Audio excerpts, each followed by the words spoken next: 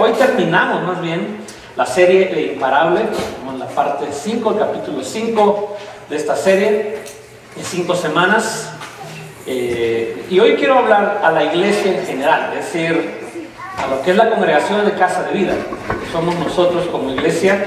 Quiero dirigirme a todos ustedes y llamar su atención hacia cómo poder lograr lo que Dios quiere que seamos, en el sentido de este tema de Imparable. Y ayer y antes, ahí me puse a buscar, no confío mucho en Wikipedia, así que busqué en otras partes, pero también puse en Wikipedia, acerca de cosas de la historia, de lo que duran ciertas cosas. Por ahí encontré que el Gran Cañón, pues yo en lo personal creo que Dios lo hizo, no que la erosión lo hizo, porque la erosión dice que tardó varios millones de años y la Tierra nomás tiene 6.000 años más o menos, así que pues no confío mucho en los números que me dan. Pero bueno, hay otras cosas que fueron hechas por el ser humano y tardaron mucho tiempo, y una de ellas fue la muralla china. Son casi 6.000, 7.000 kilómetros que atraviesa esa muralla, que fue hecha en tiempos de guerra. Los feudos que había construían por etapas, y más o menos entre construir, remodelar y pedazos que en la guerra se tumbaban y tenían que volverlos a levantar, tardó varios siglos en concluirse. Para hoy ser una obra de arte, la que la gente hoy se toma fotos, se toma selfies, ¿verdad? Pero en aquella época no era para selfies, era para protegerse de los enemigos. Y una de las últimas etapas tardó 300 años, es decir, 3 siglos en poder terminar una muralla que es bastante ancha, bastante alta, y pues son varios miles de kilómetros de lado a lado. Entonces hoy uno ve el final de esa construcción y dice, qué admirable lo que tenemos frente a los ojos. Pero cuando uno lee la historia dice, qué increíble espera de varios siglos para poder ver terminada esta obra de arte, que hoy es una de las 7 nuevas maravillas del mundo, la torre, la muralla china. Después encontré otro que fue uno más moderno, más actual, con el que tenemos más o menos relación, los que vimos King Kong, la original, ¿verdad? Sale por ahí la Empire State en Nueva York, el edificio que por muchos años fue el más grande del mundo, hoy ya no, pero fue el más grande del mundo. Inició su construcción, o la primera parada que echaron los albañiles ahí, fue más o menos en 1930. Pero fue hasta 20 años después cuando pudieron empezar a rentar los cuartos que había ahí, las oficinas que había ahí. Fueron 20 años de trabajar, ese edificio ya se veía, pero no se podía usar. Fueron 20 años de espera, y así cada cosa importante que vamos encontrando en cuanto al arte o los logros de las personas. Cuando vemos a un cirujano, ese cirujano que le va a operar a usted, va a operar a un familiar a corazón abierto, le va a operar acá en la cabeza, él tuvo que aprender a hacer rueditas y palitos en el kinder, ¿verdad? Él tuvo que aprender a sumar 1 más 1, él tuvo que aprender a comer, primero le daban comida, a él le cambiaban los pañales. Hoy es un cirujano que nos va a abrir la cabeza para ver qué traemos allá adentro, o nos va a abrir el corazón para arreglarlo, pero todo proceso tiene un inicio. Y a veces nosotros, los seres humanos, en nuestra impaciencia, sobre todo en esta actual generación de todo automático, se nos hace muy difícil esperar ese proceso para haber cumplido una meta, un proyecto, un sueño. Lo que son las dietas, lo que son la educación, lo que son... Usted no puede esperar en México para ver una película de estreno, hay que ir a Tepito, hay que ir a San Juan, en Guadalajara, a comprar la película pirata. Y ahí le voy una historia.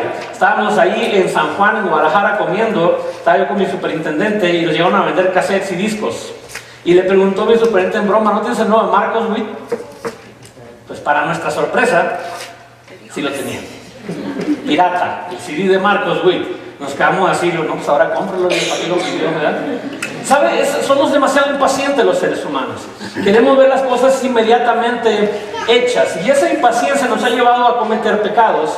El joven no puede esperar hasta el matrimonio, el joven no puede esperar hasta mayoría de edad para vivir bajo las leyes. Tenemos que acelerar las cosas, no podemos esperar a trabajar y esforzarnos. Hay que comprar un boleto de lotería, hay que echar una moneda a la máquina para hacernos millonarios lo más pronto posible y sacar la vuelta a ese camino, llegar a la meta final. Ahora, como iglesia, aquí en Casa de Vida, ¿Cómo podemos llegar a edificar una iglesia que trascienda? Una iglesia firme, una iglesia imparable, una iglesia madura, una iglesia con una visión correcta, sana sobre todo, porque lo más importante en la iglesia es la salud mental de la iglesia, la salud espiritual de la iglesia, y no perder el enfoque de lo sano que Dios quiere que hagamos o que seamos. Entonces yo, buscando varias cosas, por lo menos básicamente hay 3 cosas que no podemos quitar de la vida de la iglesia para la edificación.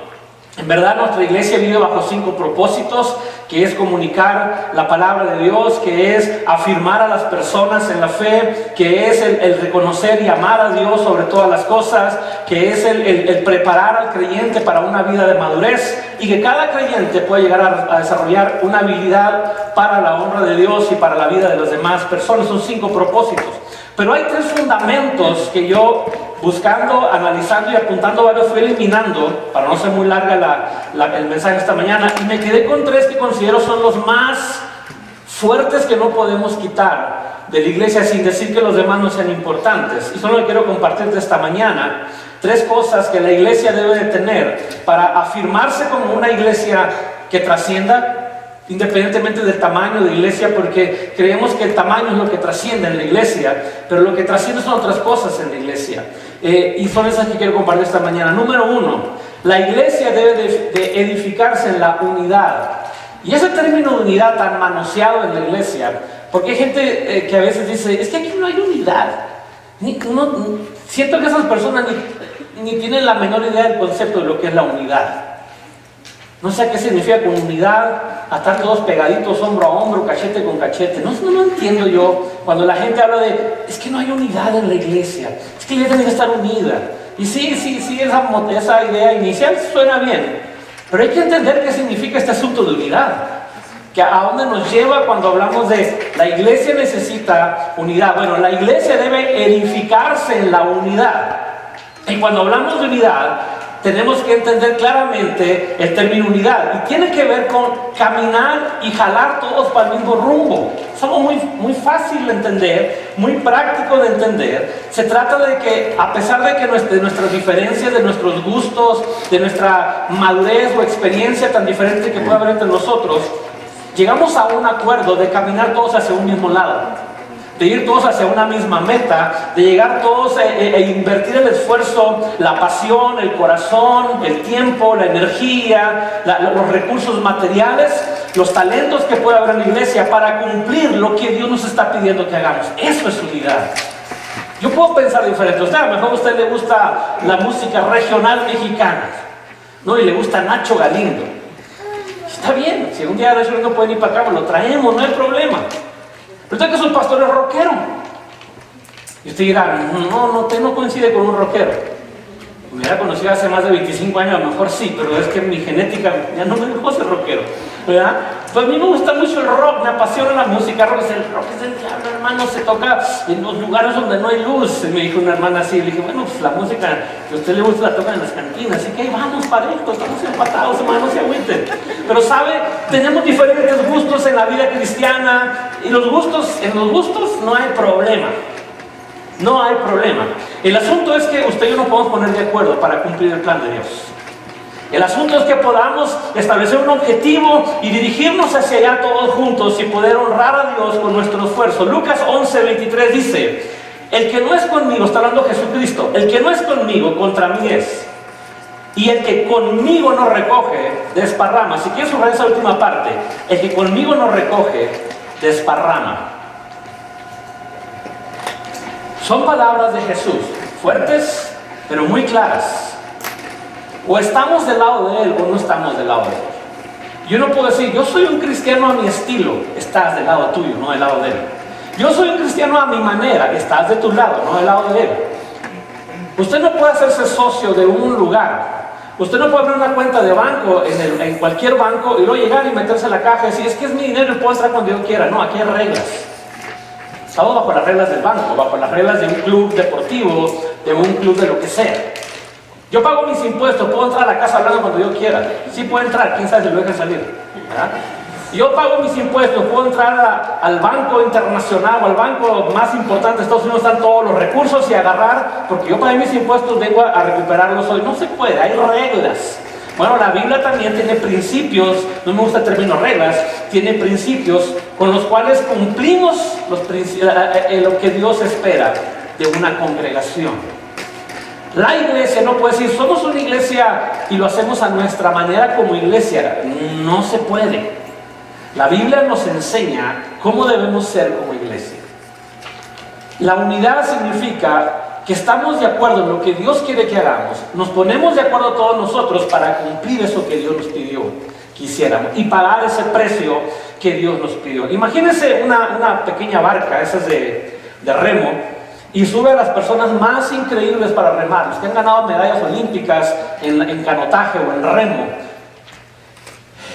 Pero sienta a uno viendo hacia allá y el otro viendo hacia acá, o sea, encontrados. Y empieza a remar cada quien con sus brazos musculosos ahí. Y hasta le ponemos al que está con su cornetita ahí, para motivarlos, ¿no? Y están los dos a todo lo que dan, fuertes, atléticos, personas preparadas. Pero el hecho de que esté uno viendo hacia allá y otro viendo hacia acá, va a hacer que la canoa solamente esté dando vueltas en un círculo. Ah, pero hay movimiento, ¿verdad? A veces creemos que cuando la iglesia tiene movimiento es que todo está bien, pero no se trata de eso. Eso no es unidad. Esas dos personas son capaces, están preparados, fueron entrenados, están provocando movimiento, pero no están de acuerdo. Porque este quiere ir hacia allá y el otro quiere ir hacia allá.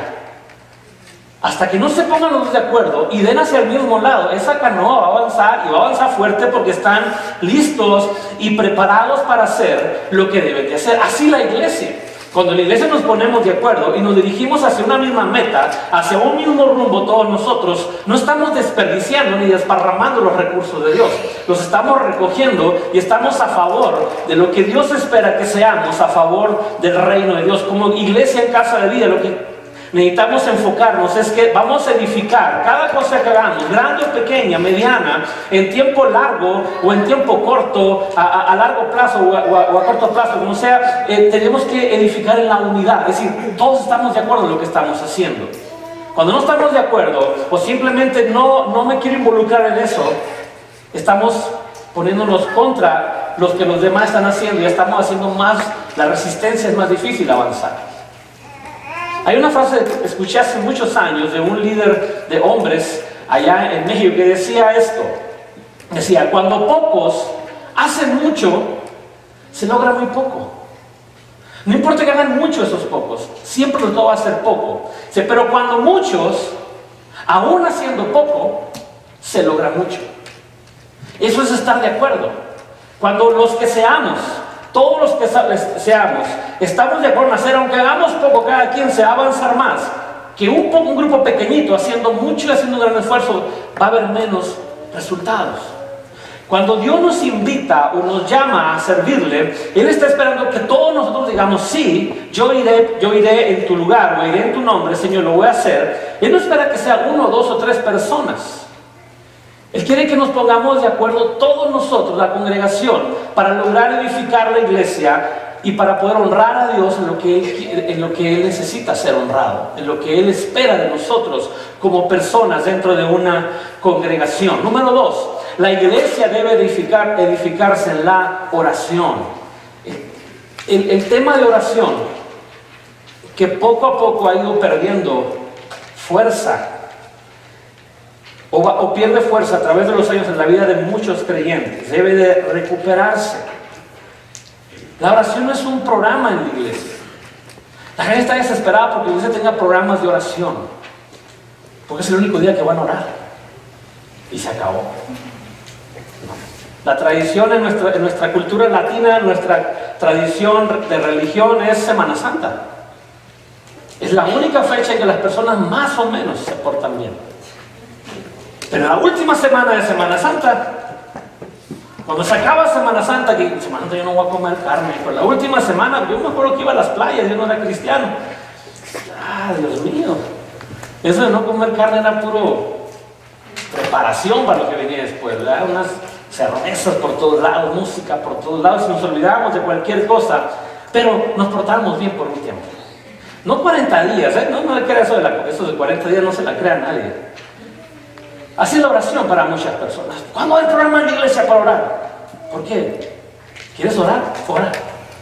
Ora en tu casa, ora en la sala, ora en el carro, en tu habitación, enciérrate y ora. Queremos cubrir una necesidad o una desatención personal con que la iglesia nos prepare, y aquí tenemos un programa de oración, pero que nos prepare un programa de oración para orar. Pero la oración, mis queridos, no es un programa en la iglesia, es un estilo de vida del creyente. Orar debería ser algo cotidiano, sencillo y común para nosotros. Platicar con Dios debería ser algo tan práctico en nuestra vida, y una necesidad constante de nosotros para cada decisión que vamos a tomar es ir a orar, preguntarle a Dios, saber qué siente Dios al respecto de esta decisión que voy a tomar. No, la oración la hemos hecho un programa, no es un programa. El evangelismo no es un programa. Nada de la iglesia debe ser catalogado como un programa. Hay programas para eso, pero no se puede reducir al programa de oración. Y oro solamente el lunes, o el martes, o el jueves, o el día que tenemos oración, oro, y los demás días no. La iglesia, todos nosotros los creyentes, debemos edificar la vida de la iglesia a través de la oración. Hacer de la oración una necesidad latente en mi corazón, en mi vida, en mi hogar, en mi familia, en mi matrimonio, en mi congregación. Debe ser la vida constante, semanal, diaria de la iglesia. Efesios 6:18 dice: orando en todo tiempo. Subraya eso, orando en todo tiempo, con toda oración y súplica en el Espíritu, y velando. Subraya la palabra velar, pero es una palabra que todos sabemos qué significa. Los veladores, los que velan, son los cuidadores. Normalmente se trabajan durante toda la noche. Habrá momentos que pasaremos noches en vela buscando a Dios, velando en ello con toda perseverancia y súplica por todos los santos, orando en todo tiempo. Este es un mensaje de Pablo a una iglesia. Iglesia, oren en todo tiempo. Estén velando en la oración. La oración es el recurso más poderoso que Dios nos dejó. La oración, lo he dicho antes, no es un salvavidas. Oramos para salir del problema. La oración hubiera evitado que nos metiéramos en problemas. Pero siempre usamos la oración para salir de un problema. Nos metemos en problemas y: pastor, ore por mí. No, voy a orar junto con usted, pero no por usted. Porque si oro por usted, entonces cobro por usted y como por usted. Ah, no, eso no, pastor, yo necesito comer y cobrar mi cheque. Entonces oramos juntos, ¿qué te parece? Pero la oración, mi querido, no es para sacarme del hoyo, es para evitar caer. Si ya caí, la oración me puede ayudar, pero la oración me hubiera evitado que yo cayera en ese problema. La iglesia, cuando se atora, cuando se estanca, cuando cae en un hoyo, es porque fue una iglesia que no supo edificarse en la oración. Porque la oración, junto con la unidad, convierte a la iglesia en una iglesia poderosa, en una iglesia trascendente. Estamos unidos y estamos orando, buscando la presencia de Dios, en una iglesia poderosa, en una iglesia de fe, en una iglesia que trasciende en la generación que estamos hoy viviendo. En algunos pasajes de los evangelios vamos a encontrar a un Jesús, al Hijo de Dios, al Todopoderoso, al Rey de Reyes, al Cordero de Dios, que pasaban noches en oración. ¿Quién me hace creer a mí que soy mejor que Él? ¿Quién me hace creer a mí que yo no necesito orar como Jesús oraba? El Hijo del Rey, o el Rey mismo, el Hijo de Dios, el Todopoderoso, el que adoramos en esta mañana, necesitaba orar. ¿Quién me hace pensar que yo no? ¿Quién nos hace pensar que la iglesia no necesita orar? Aunque tenga recursos es suficiente, aunque tenga liderazgo es suficiente. No. El liderazgo no trasciende si no hay detrás de ese liderazgo, de ese recurso, una vida de oración.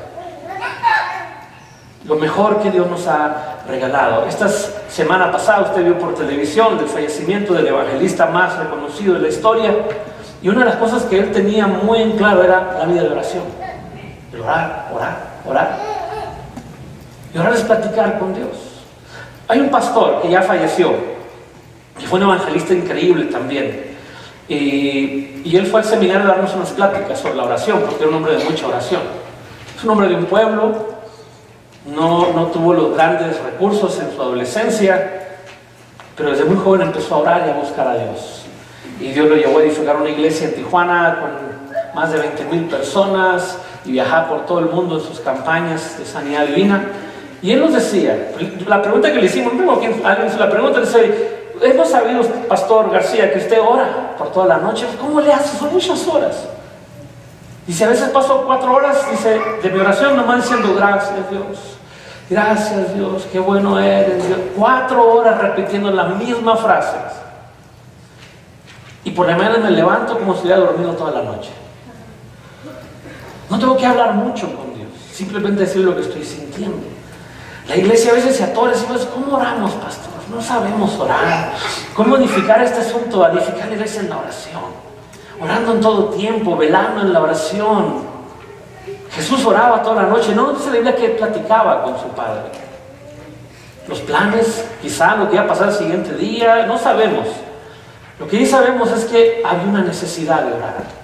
Y cuando la iglesia reconoce que en este 2018 estamos viviendo una de las épocas más difíciles, de más tinieblas, de más oscuridad, de más violencia, es cuando más deberíamos levantar el poder de la oración en la vida interna de la iglesia. Porque cuando la iglesia ora y la iglesia pasa tiempo en la presencia de Dios, cuando la iglesia pasa tiempo en la presencia de Dios, la iglesia se impregna de Dios y es edificada por Dios y trasciende de lo espiritual hacia lo material. Marcos 11:24 dice, por tanto os digo que todo lo que pidan orando, subraye eso, todo lo que pidan orando, crean que lo recibirán y vendrá.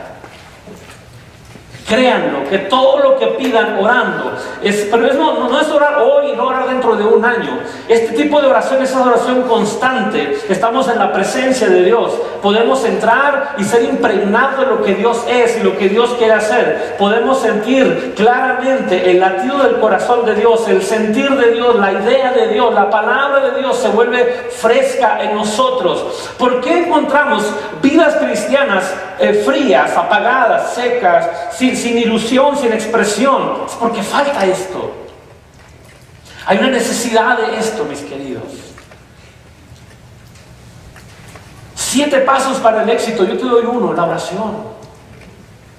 Es la más importante de todas. Es lo que te va a ayudar a seguir adelante en tu vida, porque orar no es un recurso mágico de repetición de palabras, es la convivencia íntima con Dios. Si yo tuviera el teléfono del presidente, le haría bromas más, como Bart Simpson, no es cierto. Y fuéramos amigos, sobre todo. Y él me dijera, aquí está mi teléfono, cuando me necesites, háblame. Lo que necesites. No, papeles, digo, para imprimir, ¿verdad? Y no lo uso. No lo uso, ahí está la tarjeta, la guardé, no le di importancia. Y tengo problemas, tengo necesidades. Y él me dijo, lo que necesites, yo te voy a ayudar. Un buen presidente que fuera, ¿verdad? Y no le hablo. Y de repente mis vecinos se enteran. Y los amigos se enteran. Y me ven en problemas. Y me ven batallando y en bancarrota.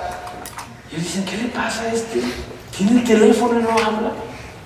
Algo similar sucede cuando Dios te dice, esta es mi línea privada. Si me necesitas, búscame. Y no lo hacemos.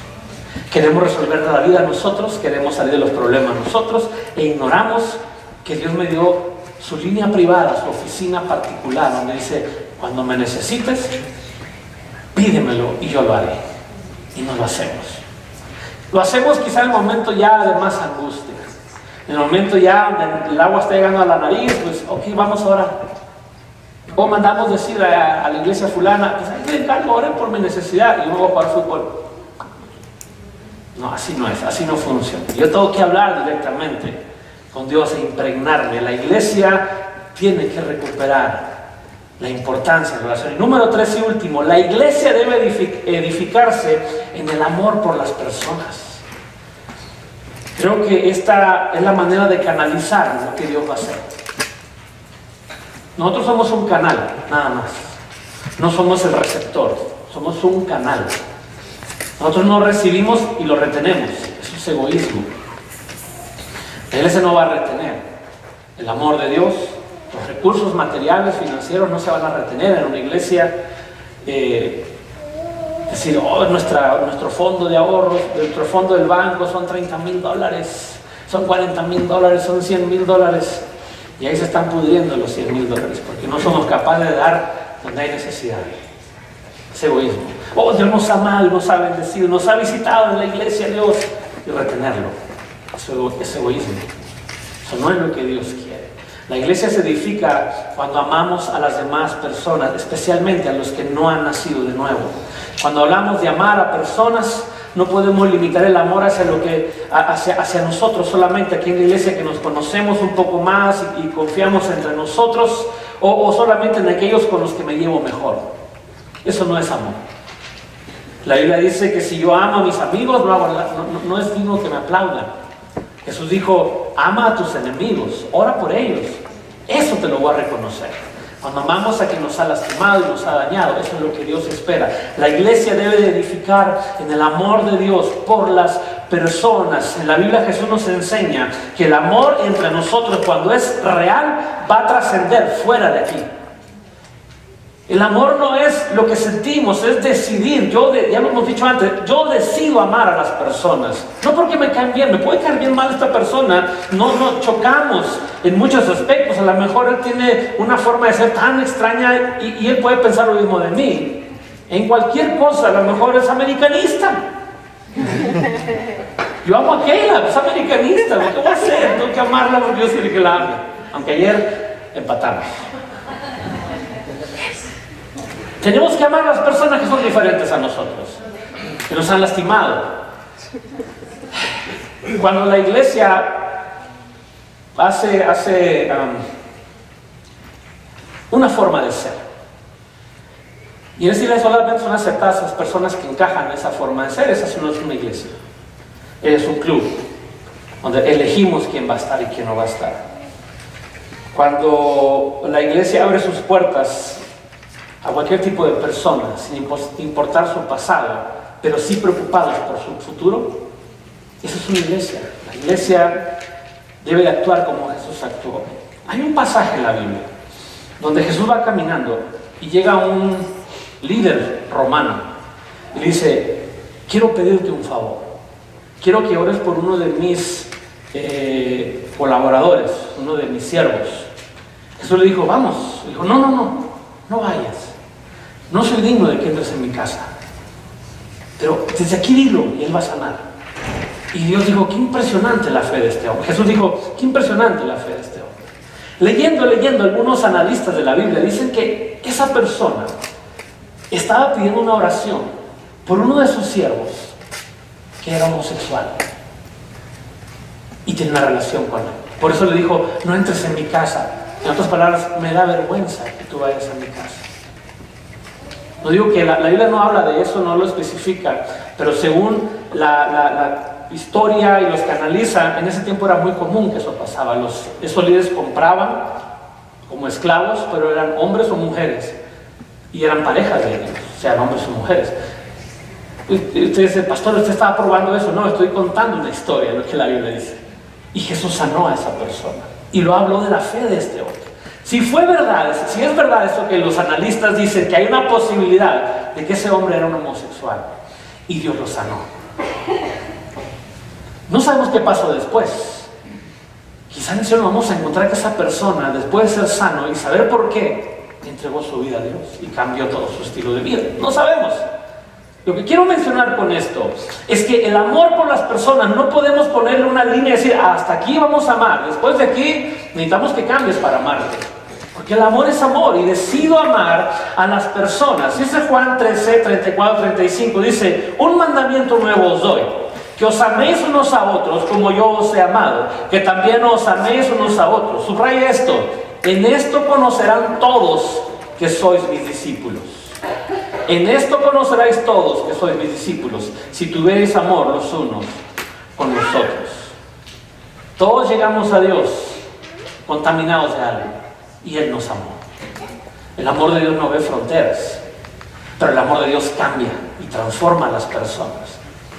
Jesús nos acepta como llegamos, no nos deja como estamos, jamás. Él va a cambiar. Y si algo que me está lastimando, un estilo de vida, como el de ese hombre, acabo de platicar esa historia, un vicio, una herida en mi corazón, Él quiere cambiar eso. Él quiere transformar eso y hacernos personas como el plan original. Él quiere que el hombre sea hombre y la mujer sea mujer. Y vivan de acuerdo al plan de Dios. Pero el hecho de que lleguen diferentes, Él no va a decir, no, hasta que cambies. Es como ir al doctor, el doctor dice, no te recibo hasta que sanes. No, pues tengo que me cure, doctor, usted para eso le pagamos. Dios no, aunque Dios no cobra, Dios no te va a decir, primero ve y cambia y luego vuelve. Jesús te recibe y Él nos cambia.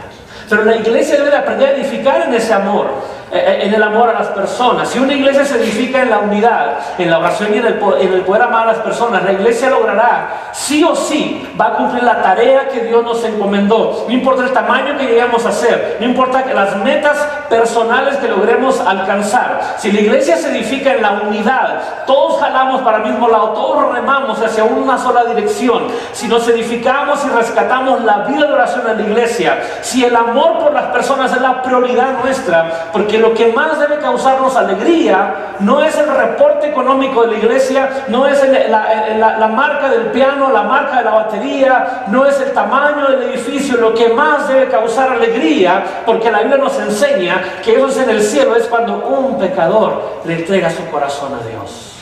Y la Biblia dice que en el cielo se suelta la fiesta. La Biblia en Alaska, la traducción del dialecto, no existe la palabra fiesta.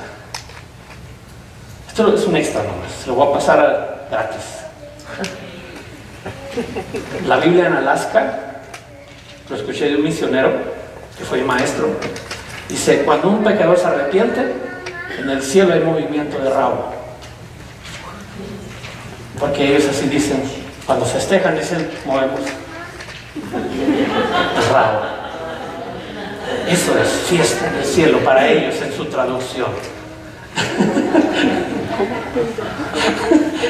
Sí. ¿Me quieres, verdad? La iglesia debe edificar en esa alegría de vamos provocando fiesta en el cielo todos los días, vamos provocando fiesta en el cielo cada rato, llevando a Dios a personas a conocer a Jesús y ser perdonados sus pecados. El amor de la iglesia debe manifestarse a través de la compasión, siendo compasivos, sentir lo que Dios siente y lo que las personas sienten. Mateo 14:14, y saliendo Jesús vio una gran multitud y tuvo compasión de ellos. Hasta ahí se oye bien, pero hay algo más. Dice, y sanó a los que necesitaban ser sanos. Yo puedo sentir compasión por alguien y no hacer nada. A eso se le llama lástima. Me da lástima tu situación. Eso no es compasión, eso es lástima. Jesús no tuvo lástima por las personas, él tuvo compasión y buscaba remediar. En otra parte dice la Biblia, Jesús tuvo compasión. Tienen 3 días escuchándome predicar, vamos dándoles comida. Fue la alimentación de los 5,000, pero así empezó la historia. Jesús sintió compasión porque por 3 días no habían comido.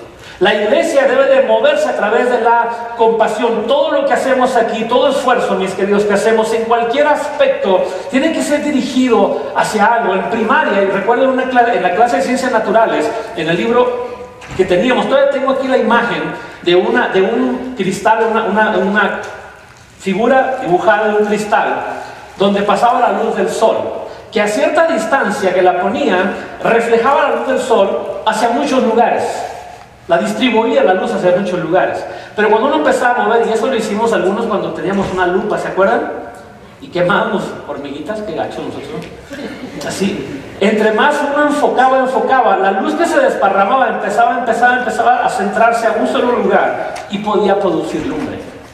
Cuando la iglesia se para en el lugar que Dios quiere, correcto, y edifica en el lugar correcto, ese poder que viene de Dios, esa presencia, ese amor que viene de Dios puede enfocarse. Pero tenemos que estar de acuerdo en dónde vamos a enfocar eso todos juntos y poder lograr lo que Dios quiere. No lo que me cause comodidad, no lo que me cause satisfacción a mí, lo que le cause a Dios alegría y provoque fiesta en su casa.